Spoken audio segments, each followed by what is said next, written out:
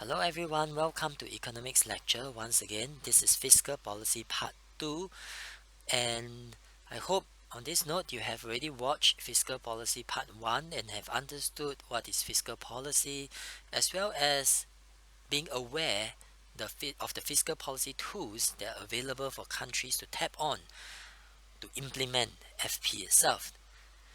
So I received a clarification on Slido, which is about the actual content that will be tested at the end of the year. So please see my reply on Slido 18823, and if you have more questions today, do feel free to go in and comment. It could be anything about the content that you want to clarify, or it could be about lecture delivery, it could be about the pacing, etc. Alright, so I look forward to your feedback and comments or any form of clarifications that you want. So I hope you are watching this video not on the last week of the May holidays, and I hope that as you are listening to this, tomorrow is not going to be the start of the term 3, but you are watching this in the comfort of a living room and study room, knowing that it's the start of the May holidays and there is still about 4 weeks for you to cram whatever that you have missed out on to perfection, so that when we meet again in June for term 3, we will be all ready to charge.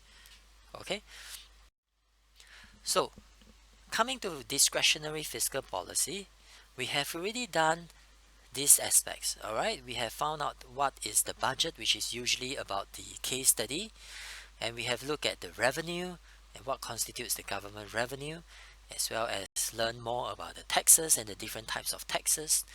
And we have briefly looked at the different types of government expenditure.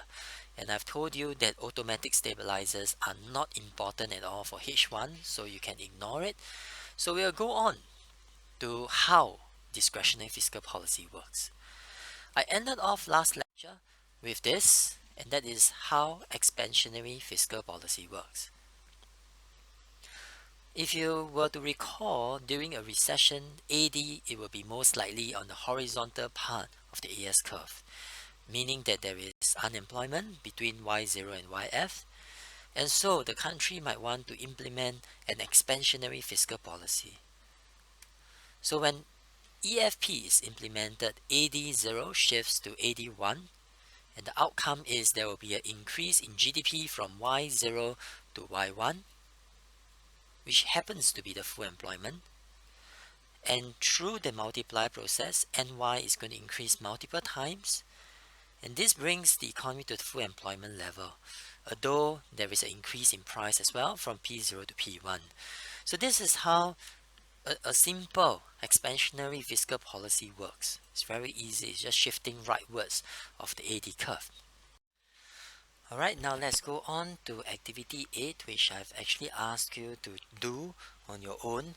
I wrote it in the description of the video of Fiscal Policy Part 1, and hoping that you will be able to look at it and then think about these questions because they are quite interesting. So after the exposure of expansionary fiscal policy, the questions would then be, since the aim is to raise national income, why do countries adopt slightly different initiatives? Right? Why do some countries prefer to go all out on EFP by spending aggressively? Some countries prefer to cut taxes, and some countries prefer to have a smaller FP and rely on other policy initiatives instead. Alright, and it's because the size of K, size of multiplier is different in every country, across the countries. For example, a small country like Singapore, which is very reliant on imports for delivery of goods and for essential services and goods and raw materials, will import a lot of things, and therefore our size of K would tend to be very, very small. And if the size of K is small, we wouldn't implement an extensive and aggressive big expansion FP because a lot of it will be leaking out as imports. On the other hand, countries with small budgets would not be able to implement extensive and expensive expansionary fiscal policy, And so they might be looking at taxes instead of aggressive spending. On the other hand, countries that have huge budget surpluses all the years could afford to spend more aggressively and extravagantly during a period of recession. So budget positions is another criteria to distinguish the actions of different countries with regards to expansionary fiscal policy. Next would be sustainability. So some countries implement certain policies with extremely short-sightedness, and that means that they only look into the effects in the short term and they don't care about long term. And so if that's the case, the distinguishing factor would be, our example would be a country that would be bent on trying to improve the infrastructure as a form of expenditure versus a country that would issue once-off gift vouchers as a form of expansionary fiscal spending. So these are some of the criteria that countries are faced with, and therefore they adopt different fiscal initiatives and of different magnitudes. Next question would be, most governments will still likely include spending on public expenditure as part of their expansionary FP. Why could this be so? Because if we were to examine the spending by the government in the short term, you realize that there is an impact in the short term. Besides the increase in G that will increase AD and subsequently bring about actual growth in the short term, increase in G can have long-term impacts. Like what I've said earlier, in the short term, the increase in G results in an increase in AD via the multiplier process, and Y will increase multiple times, bring about actual growth. However, it has long-term impact as well. When government spends on public infrastructure like the construction of bridges, highways, schools, hospitals, there will be an increase in the quantity and quality of factors of production. Or if you are looking at training, or if you are looking at setting up training institutes to nurture the next generation, specifically in terms of certain skills, there will be an increase in the quantity and quality of factors of production. And when that is the case, LRAS shifts to the right, and then the productive capacity will increase. And therefore, if you think about it, besides the increase in I, investment expenditure, they have two effects, namely increase in AD in the short term and increase in LRAS in the long term. Increase in G, specifically on public infrastructure construction, can have the same dual effect as well, where they increase AD and increase LRAS. And that's why most governments would want to kill two birds with one stone and would rather spend the money on construction of public infrastructure instead of on short-term initiatives. The aim is to bring about long-term price stability and sustain economic growth at the same time. Alright, now let's go on to activity 9, which is actually an interesting situation if you really understand politics and if you understand what we have been doing so far. It will be interesting, trust me. So, we said that in an expansionary fiscal policy, the government can increase G and lower taxes. So which one will they do? And which one is more powerful? Think about it. The increase in G is said to be more powerful because it is more direct. Why is it more direct? Because G is a component of AD. So when there is an increase in G of, for example, construction of a school by the government, they immediately inject 100 million into the economy, and national income will increase by a multiple of 100 million. On the other hand, when the government cut taxes, thinking or hoping to achieve an impact of a change in NY of 100 million, the increase in AD might not bring about the effect that they desire. And why is that so? Because along the way, consumers and investors might actually choose to save up the tax savings instead of plowing every tax savings into more investments and more consumptions. So this is what you need to take note of. And therefore, cut in taxes is more indirect, is more unpredictable. And if you were to think about it, therefore, a balanced budget where government expenditure is equal to taxes is actually expansionary. What do I mean? If government decides to increase government expenditure by 100 million, and at the same time they decided to increase taxes so that tax revenue could come up to about 100 million, you realize that this balanced budget that they try to achieve is actually expansionary in nature because G impact is going to be greater. Alright, so this is just for awareness, and you can perhaps use this consideration in evaluation in time to come. So we have talked a little bit more about expansionary fiscal policy already. We will go on to contractionary fiscal policy. What is contractionary fiscal policy and why do countries implement that?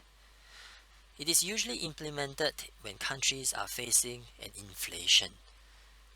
So we have learned from Ms. Chiu's lecture about price stability that there could be demand pull inflation where AD increases excessively without a corresponding increase in LRAS.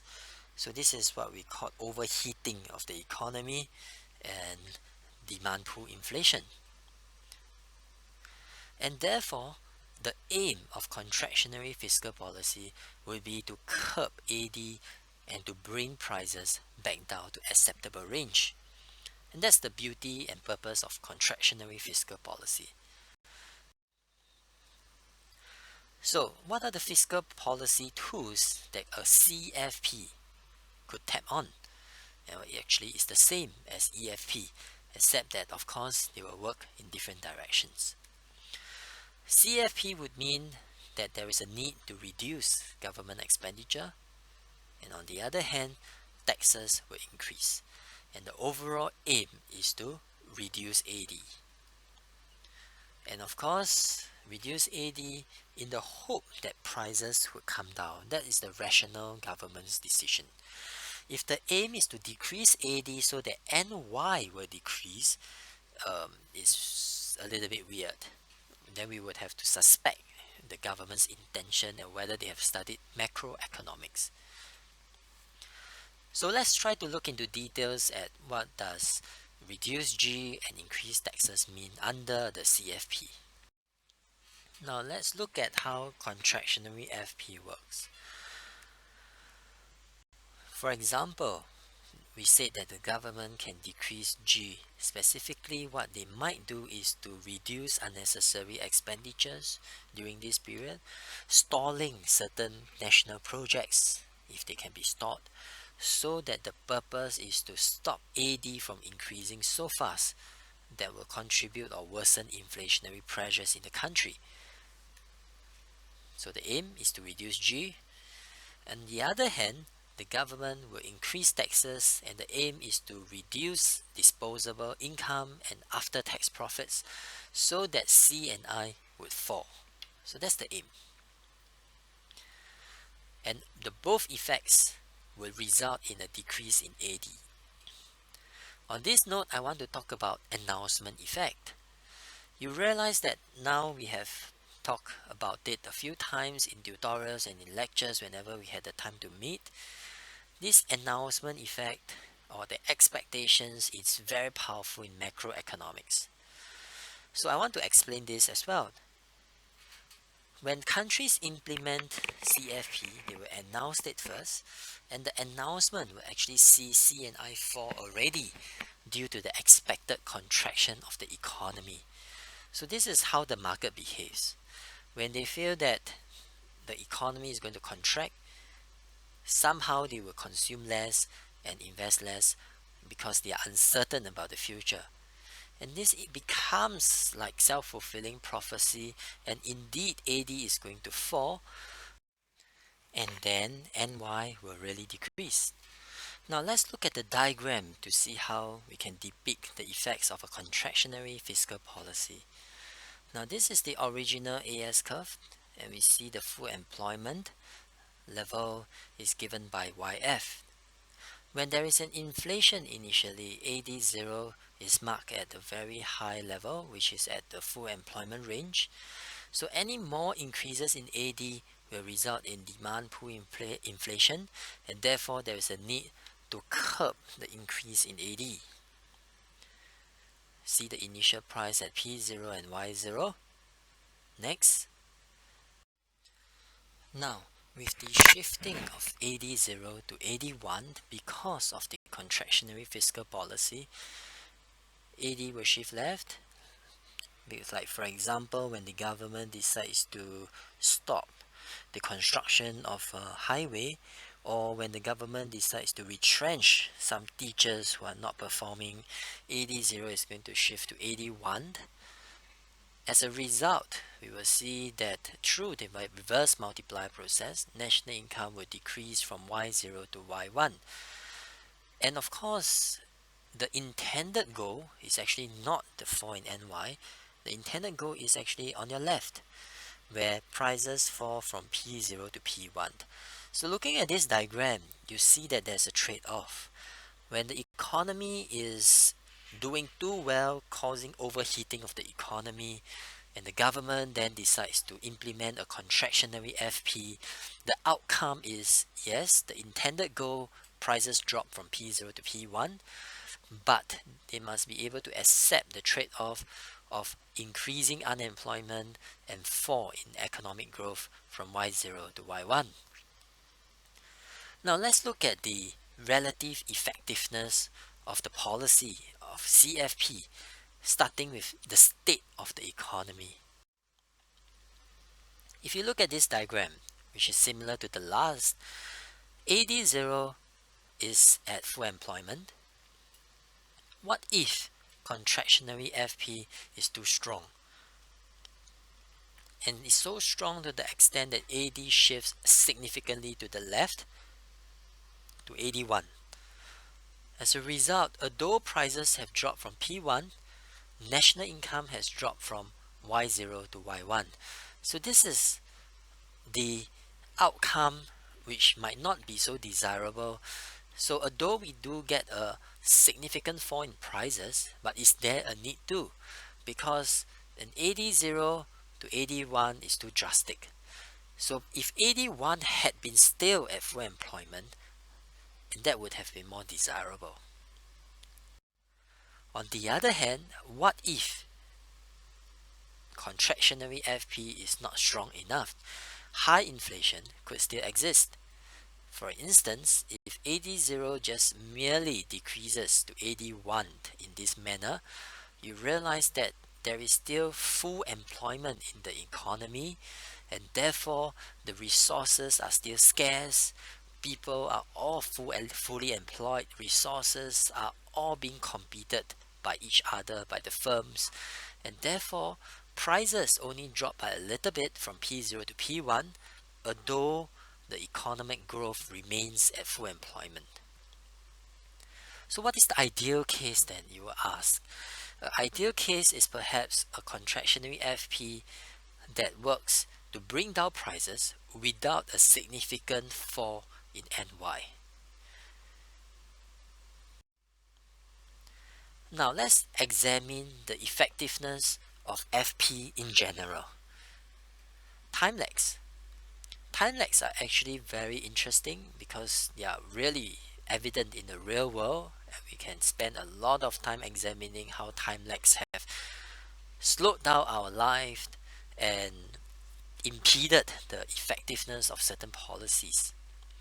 For example, time lags actually are divided into three different types of lags. The first one is recognition lag. So what is recognition lag? It is the time required for the government and for the economy to realize the type of economic problem the country is in or facing. Take an example of a recession. The definition is 2 consecutive quarters of negative economic growth. By the time 2 consecutive quarters have passed, we still need time to collate the data and by then recession has fully set in. So this is what we call a recognition lag, and it's unavoidable. So it takes time for data to be compiled, it takes time for data to be analyzed, it takes time for the type of economic situation to be decided as. So that's recognition lag. The next thing is implementation lag. So this is after recognition lag could have been overcome, there is still this thing called the implementation lag. And that is the amount of time required for the decision-making body to give the green light on the type of measure, the type of policy, the size and the dosage and the magnitude of the policy to be implemented. So this is implementation lag. So it is really the time to make decision and the type of decisions as well. Next, we look at impact lag. Impact lag is about the time between the implementation of the policy and the full effects being felt in the economy. The amount of time between the execution and then the true effect of the policy is called the impact lag. So for example, when the government implements tax payments, tax cuts, we actually need some time for the people to respond to it because they don't pay taxes immediately the moment taxes are cut. They need to wait till the next tax window for them to declare their taxes, for them to alter their consumption and investment habits and expenditure. So therefore, there is this impact lag. Alright, so now let's look at how the existence of time lag, spirit recognition lag, implementation lag, or impact lag, all combined together, called the time lag, can affect the effectiveness or impede the workings of EFP.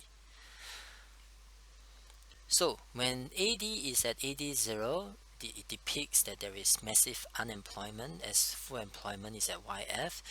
So there is a need to stimulate the economy. And therefore, when AD0 is increased to AD1 with the workings of EFP, the outcome, ideally, could be an increase in NY from Y0 to YF, and an increase in price from P0 to P1. So this is the ideal case, right? But what if there is time lag? So if there is time lag, the situation is the economy might have already recovered and is already operating at YF through market forces. For instance, before the effects of an expansion FP of constructing a school can be felt or a tax cut can be felt, the economy might be very optimistic and AD0 has increased all the way to AD1 on its own. Then, when the effects of the government FP set in, after the economy has recovered on its own, you realize that AD1 now shifts to AD2.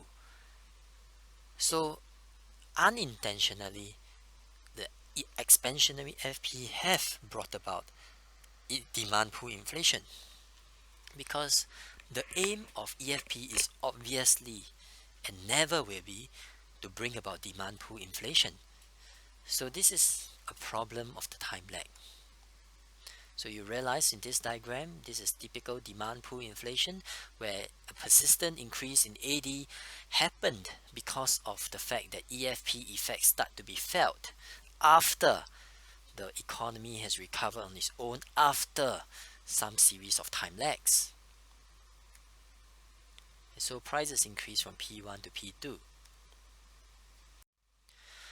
Now, we have briefly seen the impact of implementing expansionary FP as well as contractionary FP, looking at the different stages of the economy the country was in. And we have also looked at time lags. Now, let's continue with the effectiveness of the fiscal tools. So before going through other limitations of fiscal policy or factors that would affect the effectiveness of fiscal policy, let's look at activity 10. In comparison with other policies like monetary policy and exchange rate policy, why would the time lags of FP be longer? Why? Because of situations like this.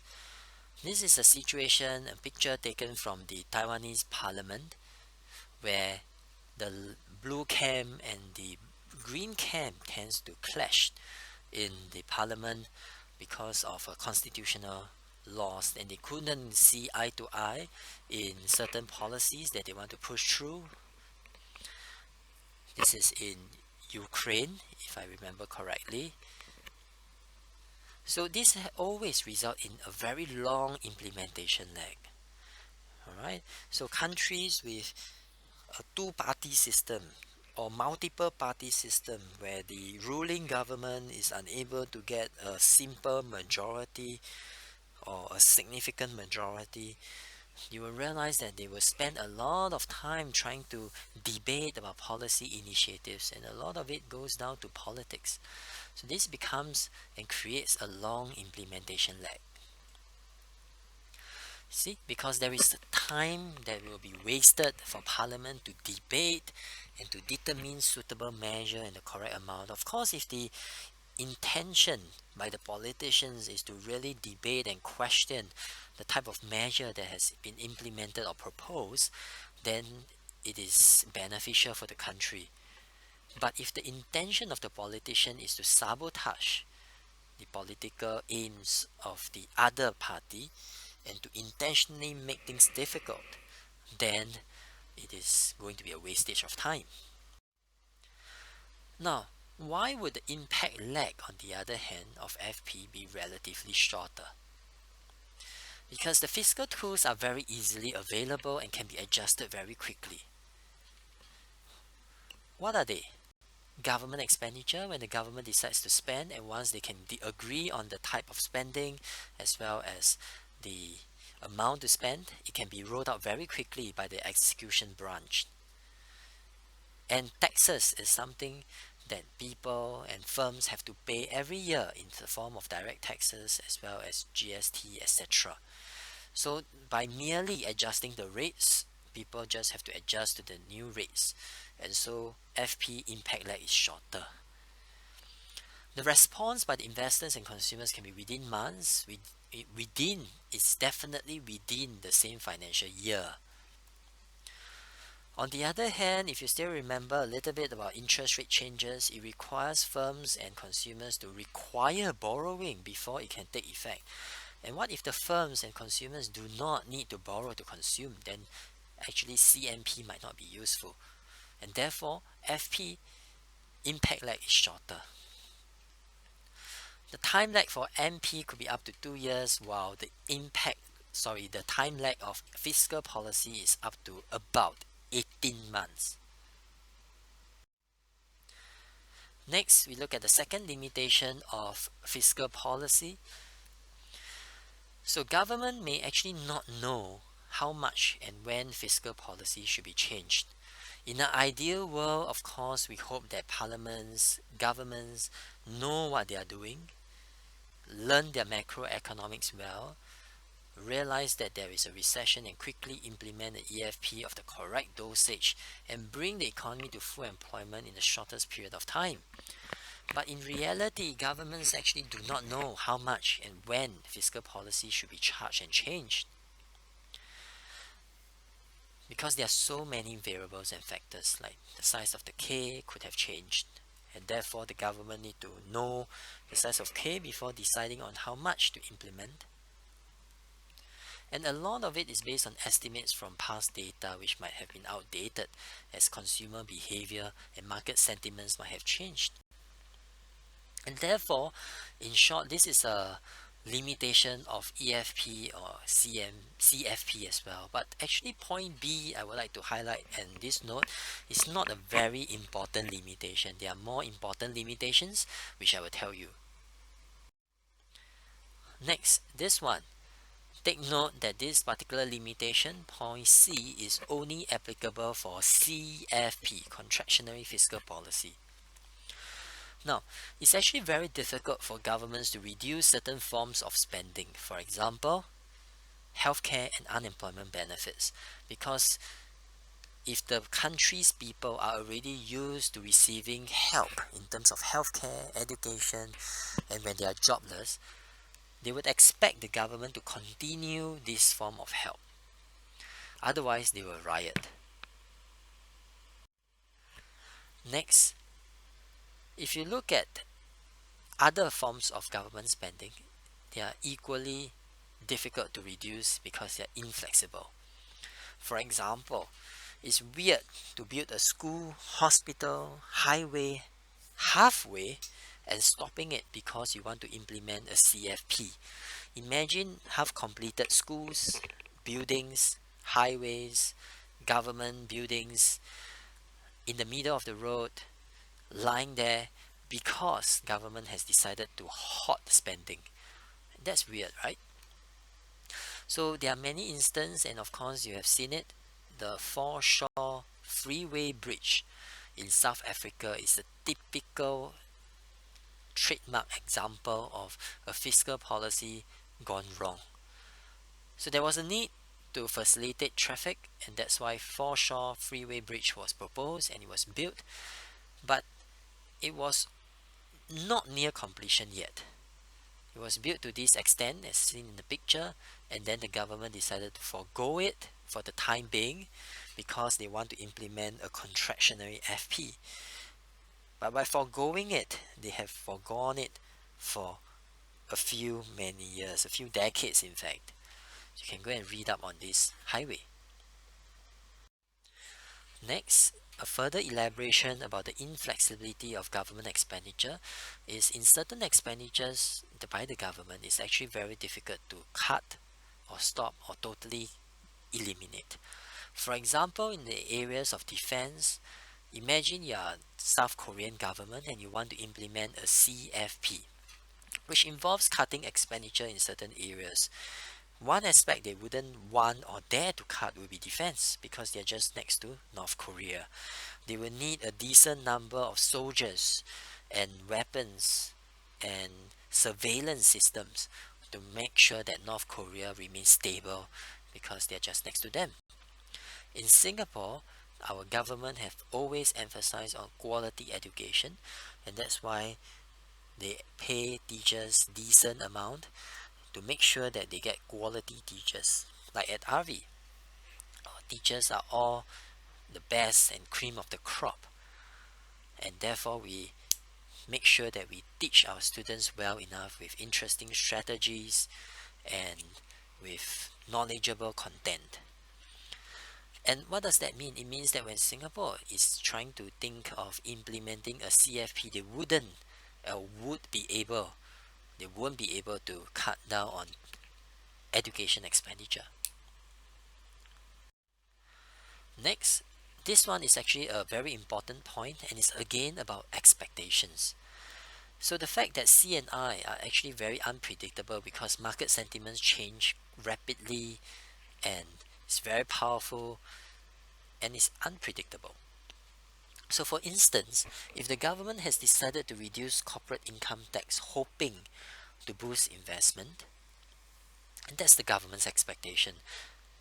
But what if there is some negative expectations lingering in the economy, pessimism, and that will result in people refusing to take on the lower tax and higher tax savings and go and invest. They will just hold on to the tax savings, keep it for future rainy days which they anticipate is coming. So despite the government's efforts, actually because of the market sentiments being bad, people are not going to invest. So firms will also not start increasing their investments despite the lower income tax. It's very like the situation today of COVID-19, despite the government encouraging firms with tax rebates and subsidies in numerous areas, we still hear a lot of retrenchments, and obviously we do not hear much investments during this period of time. On a personal level, when personal income tax is reduced, the aim is to increase consumption as after tax disposable income increases. That's the government's expectation. People are going to take the tax savings and consume and buy more goods and services and sort of revive the economy through C increase. But in reality, people might choose to save up.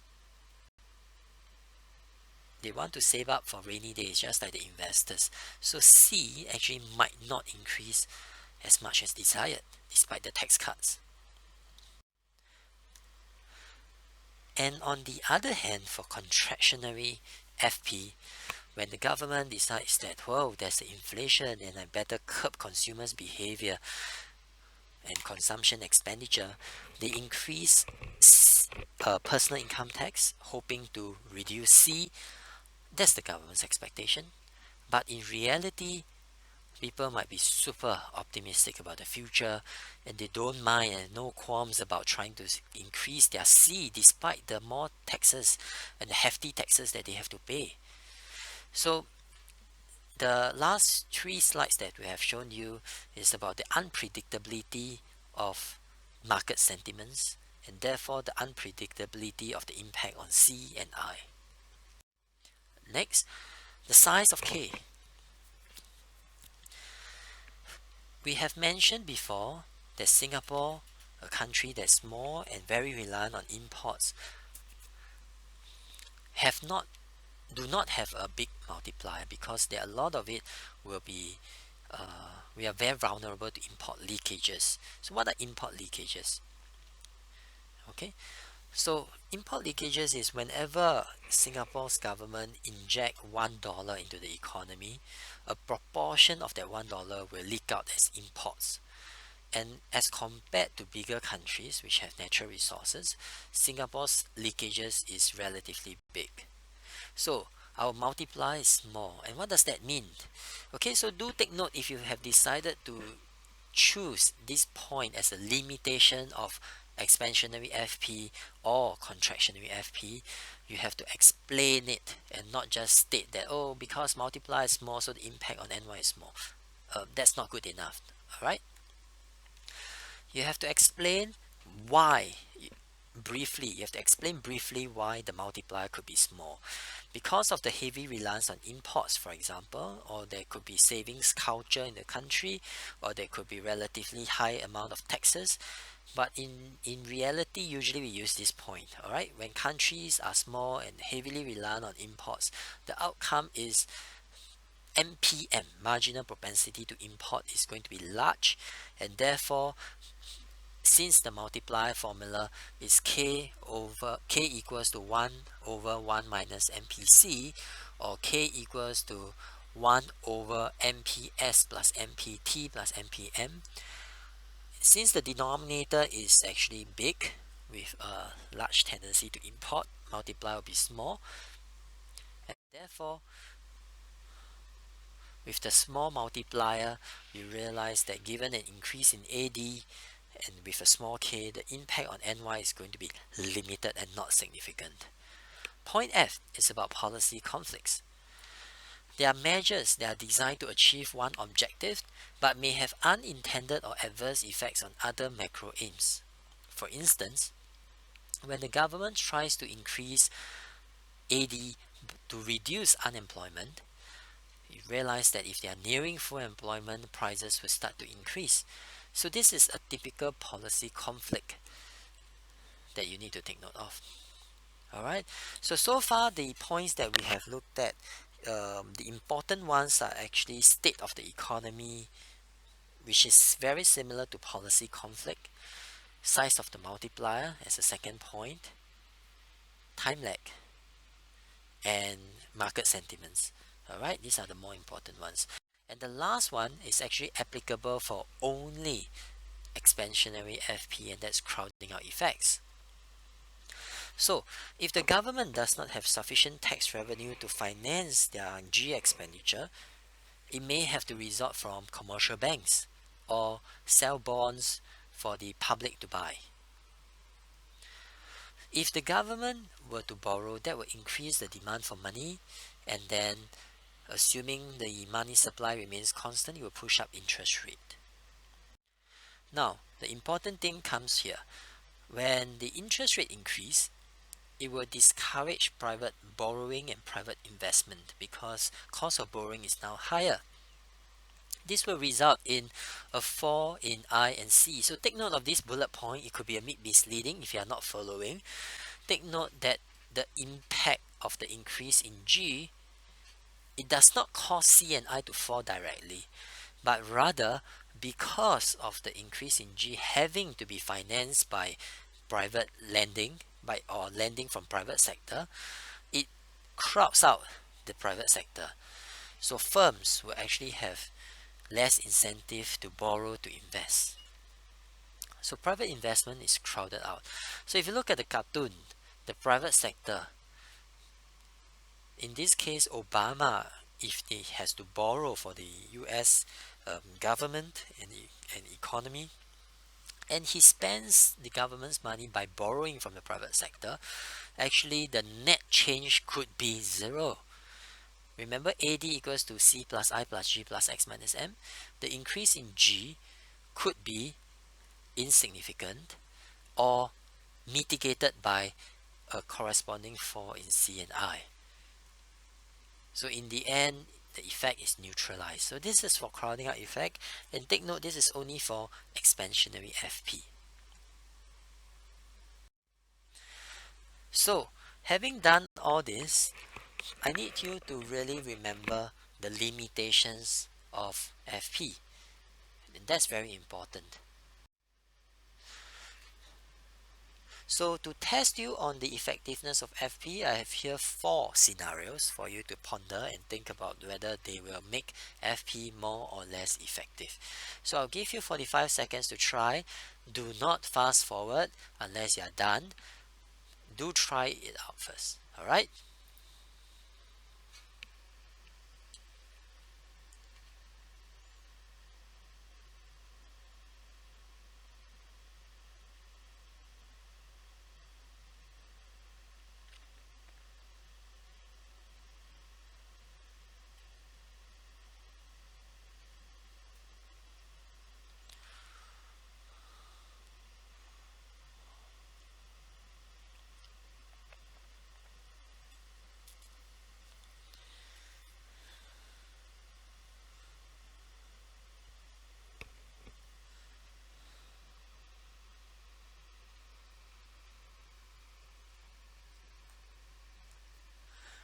Alright, so now let's look at the answers.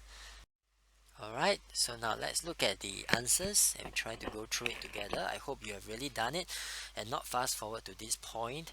If you have fast forward to this point, please reverse it and try it yourself first so that you can really understand.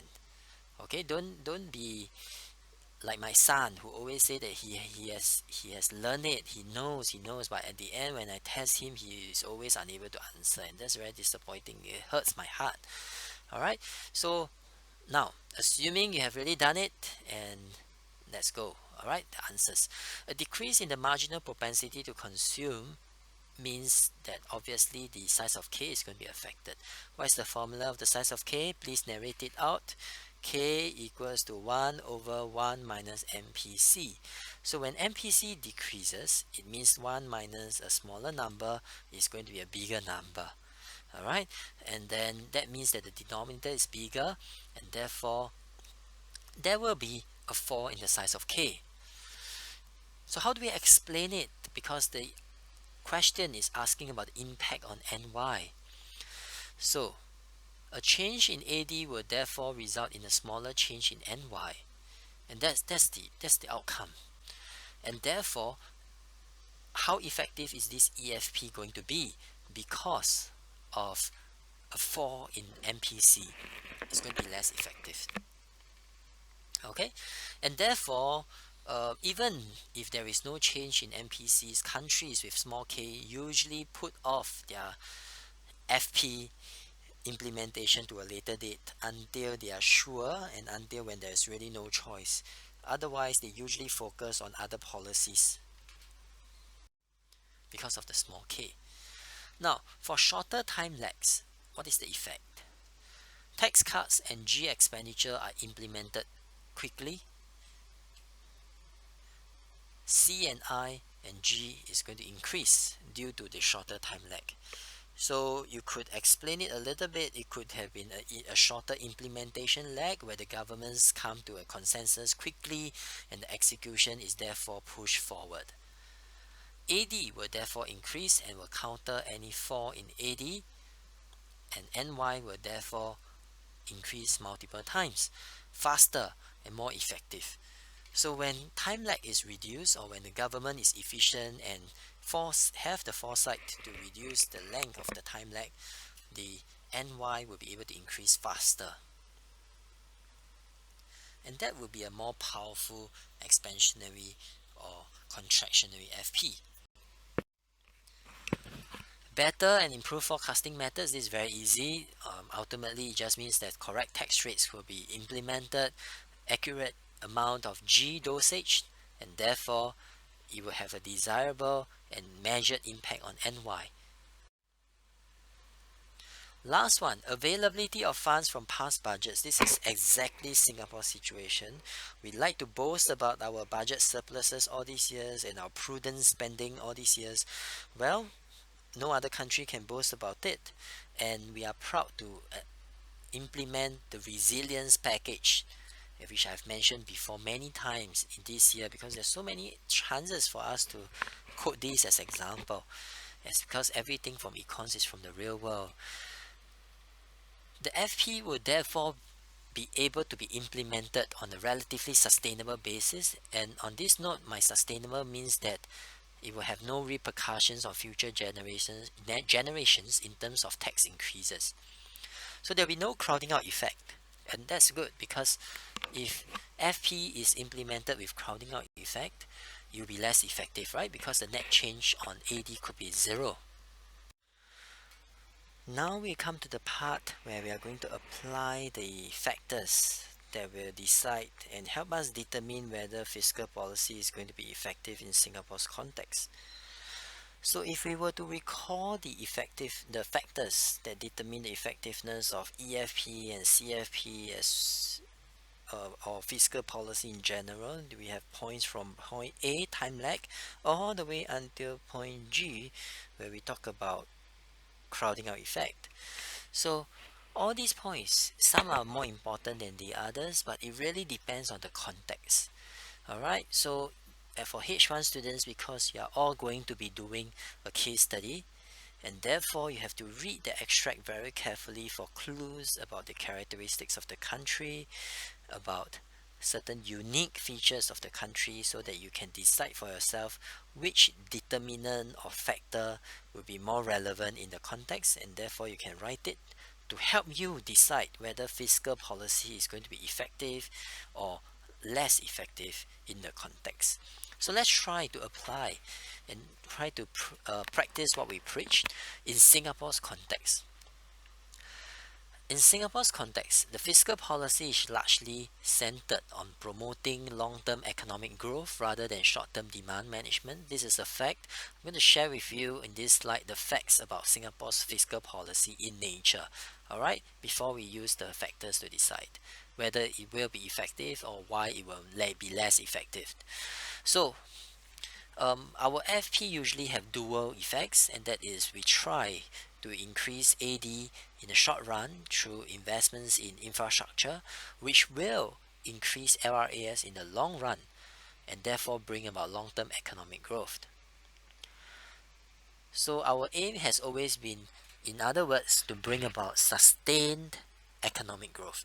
And of course, I've harped on this so many times, and in recent years, our aim is really to bring about sustainable and inclusive growth.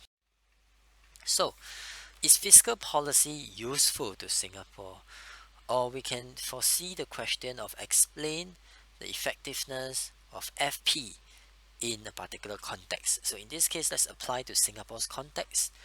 Do you think fiscal policy is useful? It is relatively ineffective, and let's focus on this part first. Why is it relatively ineffective? Because we have a small domestic economy. And what does this mean? It means that we rely a lot on external demand for our growth. So we really want our X minus M to grow because we think that our market is too small. So we want to tap on China's market, we want to tap on Euro's market, USA market to make sure that we can boost our GDP through net exports increase.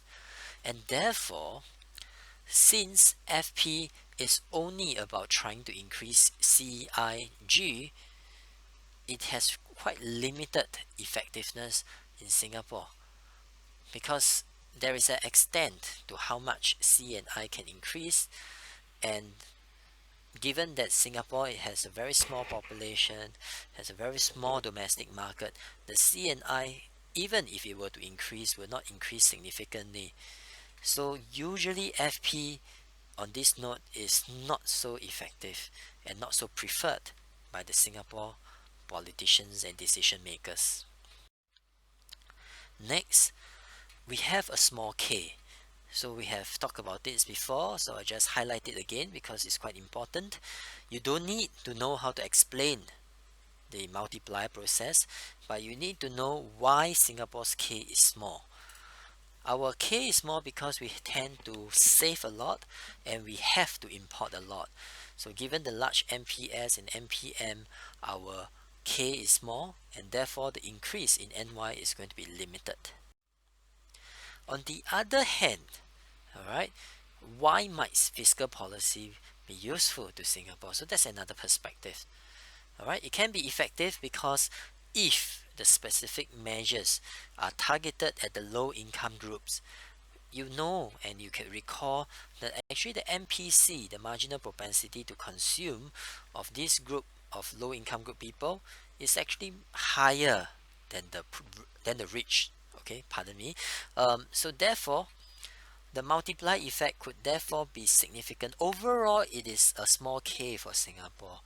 But if they are able to work out the measures and give and implement specific fiscal policy initiatives that target the poor, the K in that for the small group of people is actually going to be larger, relatively larger as compared to the K overall as well as K for the rich, and therefore there could be an impact. There could still be an impact. And we like to boast about our one party system, and therefore we have very short implementation lag. A minister might propose a policy one day and 2 days later the parliament would approve it, and the respective agencies would then be allowed to execute it. We have very short implementation lag because we have a swift and decisive government. And we have an existing comprehensive and efficient tax system to effect the changes. So whenever the government wants to play around with tax rebates or tax cuts or tax increase for that matter, we have a comprehensive tax system structure in place for the government to play around with and to alter, so that to have an effect on the economy. And we have limited crowding out effect. Like previously mentioned, Singapore has extensive budget surpluses. We do not need to borrow from the private sector, and therefore we have very limited crowding out effect, and that means that our FP will work. And of course, expectations is in our favor because Singaporeans trust the government. Whenever the government decide to launch an extensive or expansionary fiscal policy, the Singaporeans know that the government is doing something and it will have a desirable effect, and that have again fuel the positive expectations, and people will start consuming and investing, and then again the self-fulfilling prophecy will spark off, and it will increase AD, and fiscal policy will therefore be effective. Now, given the previous slides we talk about and we try to compare the overall effectiveness of FP in Singapore, there are some limitations and some positive effects.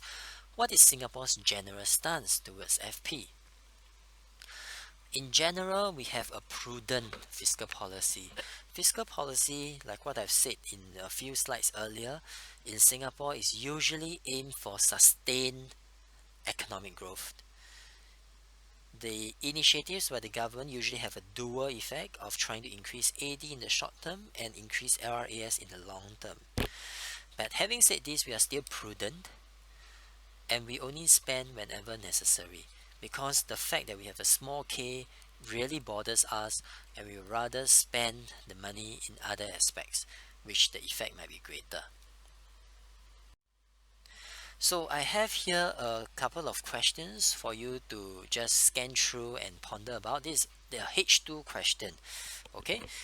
But you could expect a similar question in H1, except that you will come out with a context. So the context could be there is a budget surplus that's implemented by the government and they have to. And remember, we did one of these questions in a case study before in the tutorials. And therefore the question is about the likely impact of the budget surplus on the Singapore economy.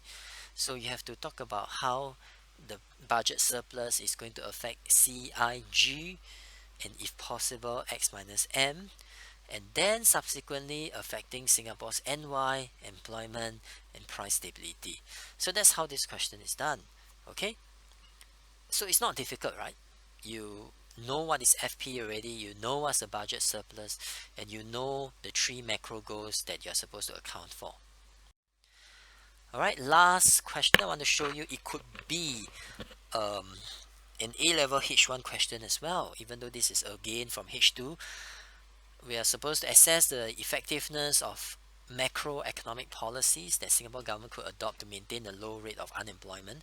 So for this type of question, you need to explain how fiscal policy work first. And obviously, to maintain a low rate of unemployment, I would implement expansionary FP. So you have to explain how expansionary FP works first, draw the diagram to show the effectiveness on how unemployment could fall or could be maintained at a low rate.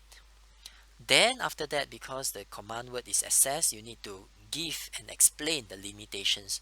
Write about one limitation will do, and given that it's Singapore's context, you can comment about the size of K. Thereafter, you propose another policy, which is in the extract. Alright, if not, it will be supply side policy.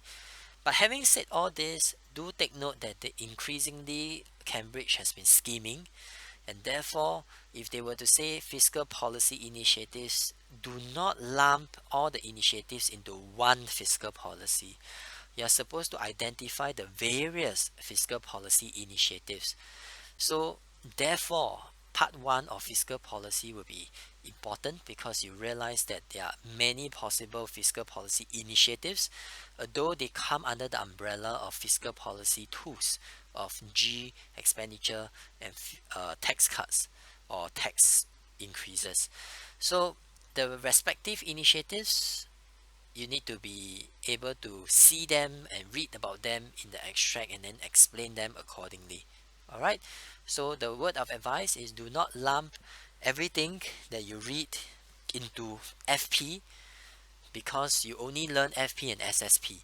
You realize that the initiatives that they have in the extract could be multiple variants of FP or multiple variants of SSP. Okay, so on this note, I wish you all the best. Have a meaningful holidays. Do spend time with your family members. Don't pause yet. I'm still want to give you some more greetings. Alright, do spend time with your family members and your loved ones, and do spend time with econs. It's not difficult. I can assure you, you will really do well with the reduced scope and with the help that we are all willing to give to you. Do arrange for consultations with Miss Chu and myself, so that we can help you and we can prescribe the correct solution for you in case you are feeling that you have reached a bottleneck in terms of studying of H1 econs. Okay, so have a meaningful and restful May holidays, and I'll see you if you arrange for consultation, and if not, I will see you in June. Alright, So take care, and there will be some reflection questions for you to think through about FP. So do attempt them on SLS, and at the same time, do also pen down any points or comments that you might have on Slido as well. All right. So thank you. Bye bye.